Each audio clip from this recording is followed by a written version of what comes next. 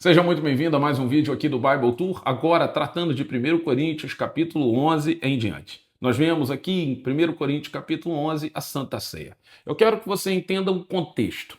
Nós vimos em vídeos anteriores que Corinto está vivendo alguns problemas e Paulo está exortando. Um dos problemas é a divisão. Eu quero que você lembre que Jesus, antes de morrer, ele fez a Santa Ceia. Eu quero que você lembre que nessa Santa Ceia tinha um traidor sentado, mas Jesus não deixou de fazer. É naquele ambiente que Jesus reparte o pão, que ele estabelece a comunhão e que ele dá a diretriz que nós fizéssemos isso até que ele voltasse. Observa que a Santa Ceia é a expressão da comunhão dos santos. Observa que Corinto já falou que quem está em pecado nós não deveríamos nem sentar para comer. Então é uma santa ceia, é uma ceia do Senhor. Eduardo, mas eu sempre ouvi que o meu pecado não pode me afastar da mesa. Claro que não, desde que haja o arrependimento. Então Paulo, quando traz a instrução da ceia em 1 Coríntios, capítulo 11, para nós, hoje, é uma instrução de como a ceia deve ser feita. Muitas igrejas, inclusive durante a ceia, cita esse texto. Mas eu quero que você entenda que naquele contexto, ele estava falando de comunhão. Então ele está dizendo, olha, quando você for cear, quando você for para uma mesa, que você estiver com fome, come em casa primeiro. E espera todo mundo chegar na mesa para poder comer junto. Por quê? Porque o importante da mesa não é a comida, o importante na mesa é a comunhão.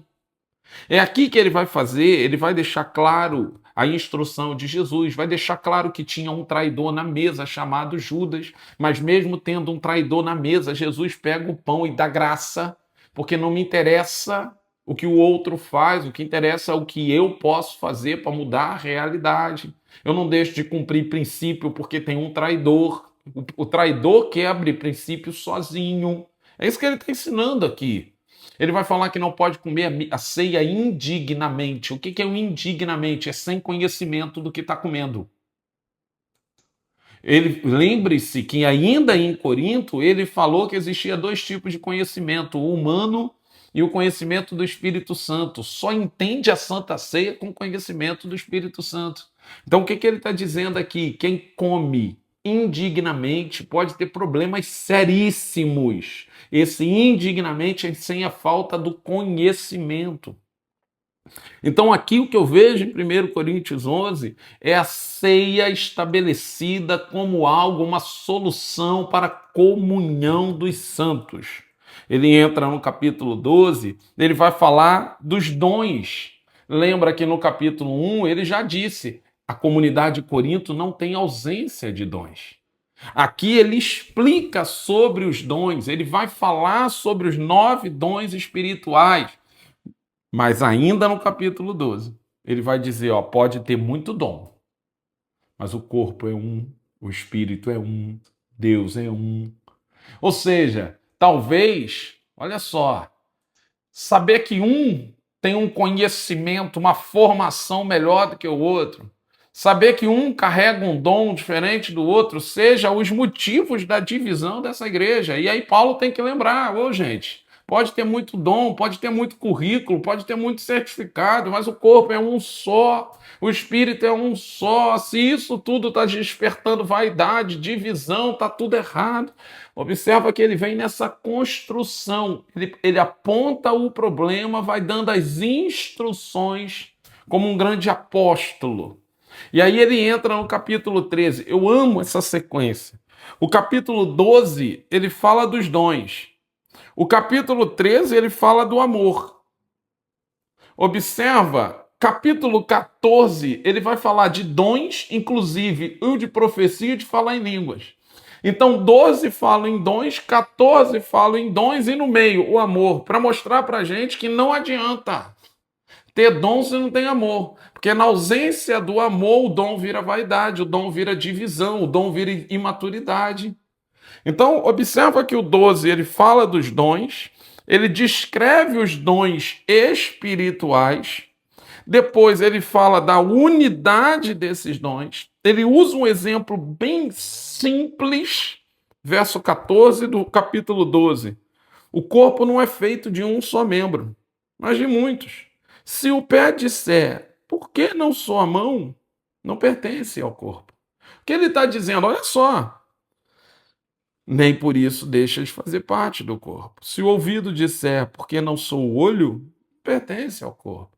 Observa que ele está dando um exemplo bem natural. Já pensou se o nosso corpo, um quisesse questionar o papel do outro, não ficar satisfeito com o que faz? É isso que ele está falando da igreja. Então quer dizer que eu não tenho cargo, quer dizer que eu não tenho a posição, quer dizer que eu não tenho a função, então eu não sou. É isso o que ele está fazendo aqui. Então ele entra no capítulo 13, ele descreve o que é o amor, a excelência do amor, o amor como a primazia de tudo. Depois ele vai para o capítulo 14 e vai falar em línguas e do dom de profecia, que é extraordinário. Alguns interpretam errado, dizendo que ele está censurando o falar em línguas. Não. Ele está dizendo que o falar em línguas edifica a você mesmo. O dom da profecia edifica o corpo.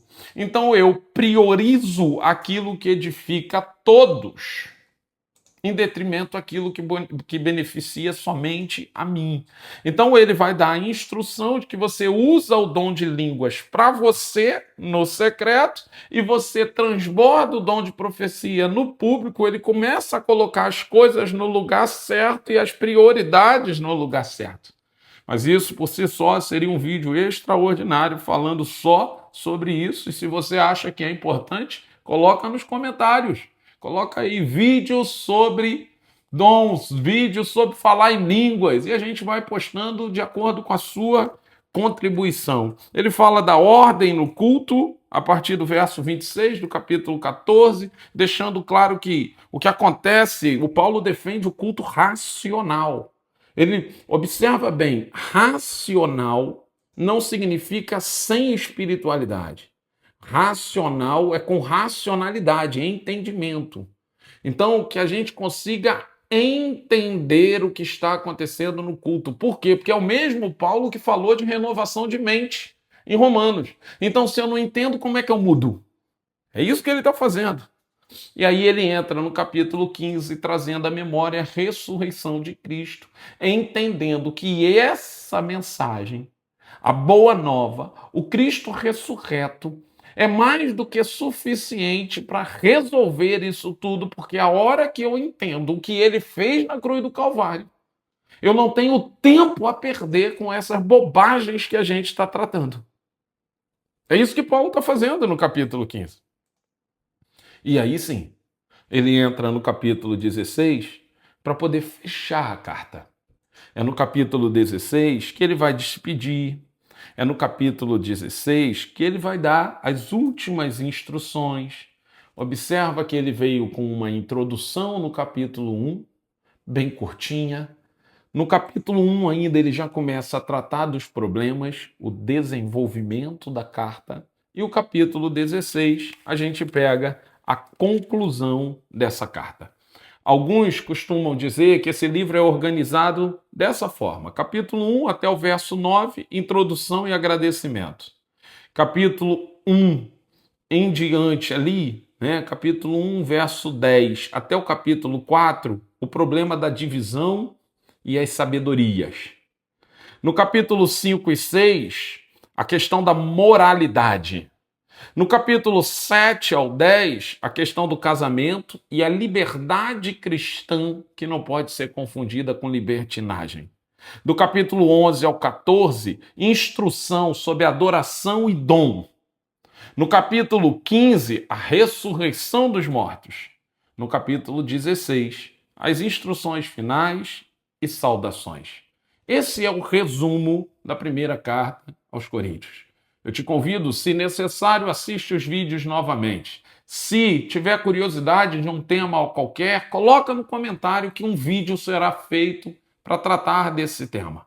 Mas eu sugiro que, independente do vídeo, não despreze a oportunidade da leitura. Por melhor que ele possa resumir o livro, a revelação através da leitura é pessoal e intransferível. Nos próximos vídeos nós avançaremos, em especial com a segunda carta aos Coríntios. Eu te aguardo, que Deus te abençoe e graça e paz.